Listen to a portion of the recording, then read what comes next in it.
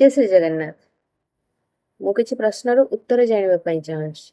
जदि आपनक पाखरे से उत्तर अछि तबे निश्चित कमेंट बॉक्स रे कमेंट करिवे। आ जदि प्रथम थर मो वीडियो देखुछन्ते तबे like share subscribe follow button रे क्लिक कर दे जिवे। पुरुष रागिले ताको कुहा जाय स्वाभिमानी, किंतु सेई जगह नारीटीए रागिले ताको कुहा जाय अहंकारीटीए।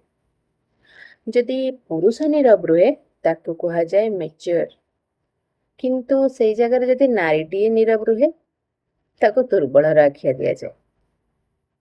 पुरुष स्वप्न देखिले कुहा जाय से उच्च अभिलाषी, किंतु सेई स्थान रे जदि गोटे नारीटीए स्वप्न देखे ताको तार सीमाटी को देखै दिया जाय थाए। पुरुष कांदिले ताको दुर्बलता कुहा जाय तार, किंतु नारीटीए कांदिले कुहा जाय नाटक। स्त्री थाई स्वामी मृत्युवरण कले ताको विधवा कुहा जाय।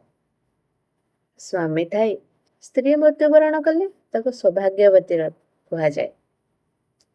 पुरुष भूल कले ताको क्षमा मिली जाए, किंतु स्त्री बा नारीटीए भूल कले समाज ताको प्रश्न करे काहे की।